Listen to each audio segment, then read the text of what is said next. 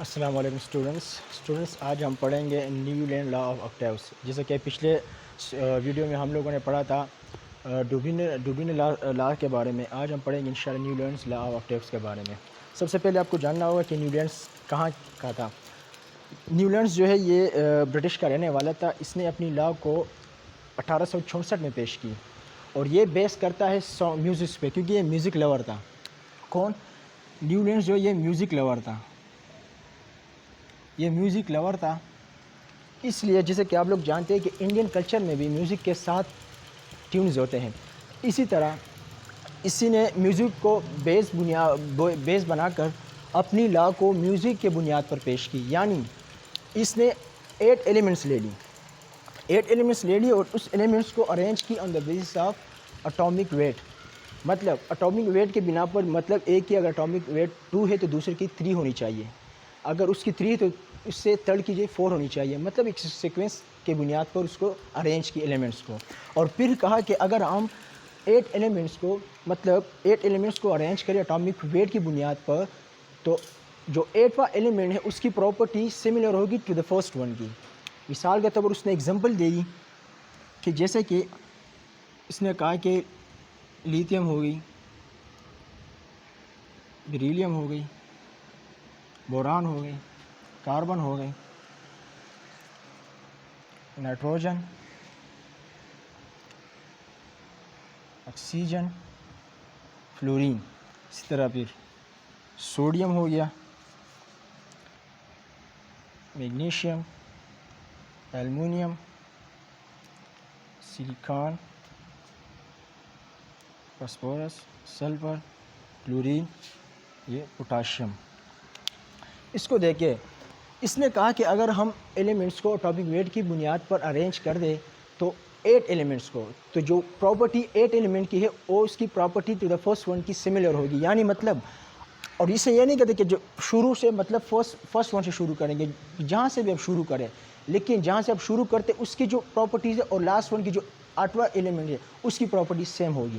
مطلب اگر ہم یہاں سے شروع کرتے دیکھتے ہیں کہ 1 2 3 4 5 6 7, تو 8واں کون ہے؟ سوڈیم. تو لیتھیم اور سوڈیم کی پراپرٹی کیا ہوگی؟ سیم ہوگی. اسی طرح اگر ہم بیریلیم کو بھی چھوڑ دیں, بوران سے شروع کرتے ہیں, تو بوران سے شروع کریں 1 2 3 4 5 6 7 8, یعنی 8 ون اور فرسٹ ون کی جو پراپرٹیز ہے وہ سیم ہوگی. اسی لا کو مطلب 8 ایلیمنٹس ہیں, 8 ایلیمنٹس کو ایک گروپ کی شکل میں ارینج کی اٹامک ویٹ کی بنیاد پر. اسی لا کو ہم لا آف آکٹیوز کہتے ہیں, جو کہ کس نے پیش کی؟ نیو لینڈس نے پیش کی تھی 1864 میں. یہ 1869 تک ایکسیپٹیبل تھا, کیونکہ اس وقت دوسری کوئی لا تھی نہیں, تو اس وقت یہ بہت ایکسیپٹیبل تھا. اس کی کوئی میرٹس ہیں, جو میرٹس کے ہم دیکھتے ہیں کہ یہ ایکسیپٹیبل کیوں ہو گئی.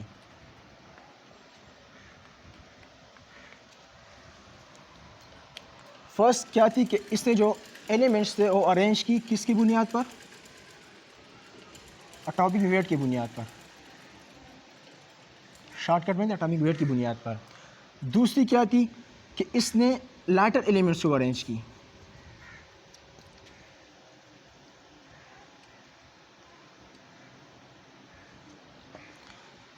تیسری کیا تھی؟ سب سے بڑی جو اس کی کیا تھی امپورٹنس تھی, یعنی میرٹس تھی, وہ کیا تھی؟ پیریوڈیسٹی تھی.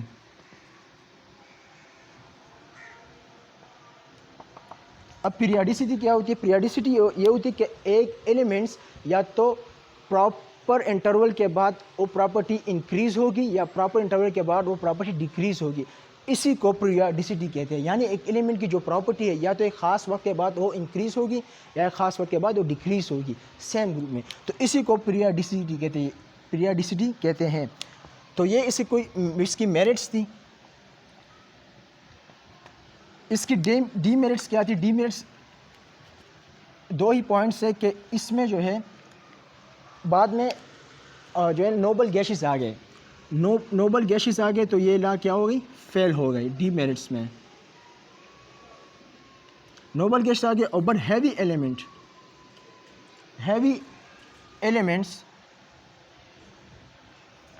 یعنی کیلشیم وغیرہ, یہ